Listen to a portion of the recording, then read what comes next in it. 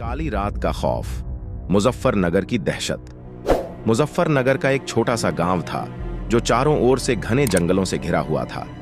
इस गांव में एक पुराना खंडहर हो चुका हवेली था जिसे लोग काली हवेली के नाम से जानते थे।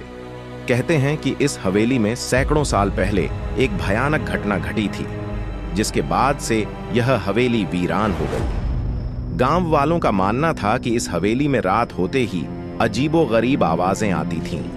कभी कभी चीखें सुनाई देती और कभी कभी किसी के कदमों की आहट। गांव के लोग इस हवेली के पास जाने से भी कतराते थे क्योंकि कई लोग वहां जाने के बाद कभी वापस नहीं लौटे। एक दिन गांव में नए आए एक व्यक्ति राजू ने इस हवेली की सच्चाई जानने का फैसला किया। उसे भूत प्रेतों पर विश्वास नहीं था और वह लोगों की बातों को अंधविश्वास मानता था।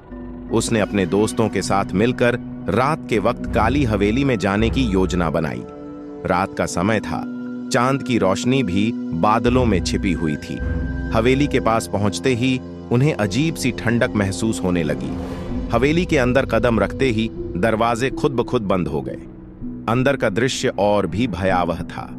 दीवारों पर खून के धब्बे, टूटी फूटी मूर्तियां और फर्श पर बिखरी हुई हड्डियां। राजू और उसके दोस्त डर से कांपने लगे, लेकिन अब वापस लौटना नामुमकिन था। उन्होंने एक पुराने सीढ़ी से होकर ऊपर जाने का फैसला किया। जैसे ही वे ऊपर पहुंचे, उन्हें एक कमरे के अंदर से किसी के रोने की आवाज सुनाई दी। वे धीरे धीरे उस कमरे के करीब पहुंचे और दरवाजा खोला। अंदर का दृश्य देख उनकी रूह कांप उठी। एक औरत सफेद साड़ी में लिपटी दीवार की तरफ मुंह किए बैठी थी।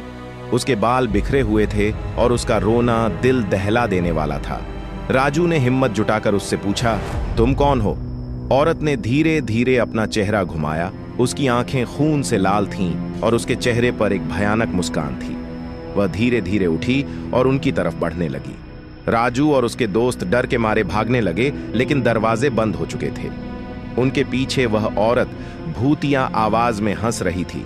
आखिरकार किसी तरह से वे दरवाजे तोड़कर बाहर निकले, लेकिन बाहर आने के बाद भी उनकी जान नहीं बची। गांव के लोग अगले दिन उन्हें हवेली के बाहर मृत पाए। उनकी आंखें खुली हुई थीं और चेहरों पर डरावनी झलक थी। कहते हैं कि काली हवेली की वह आत्मा अब भी हर रात नई शिकार की तलाश में भटकती है और जो भी उसकी हद पार करता है वह कभी लौट कर नहीं आता। गांव वालों ने उसके बाद से कसम खाई कि वे कभी उस हवेली के पास नहीं जाएंगे।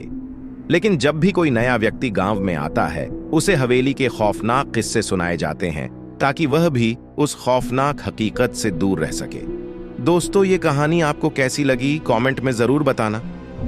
आप मेरे चैनल पर नए हो, मेरे चैनल को सब्सक्राइब कर लो और वीडियो को लाइक कर दें। शेयर करें अपने उन दोस्तों को जो भूतिया स्टोरी सुनने में इंटरेस्टेड हैं। धन्यवाद।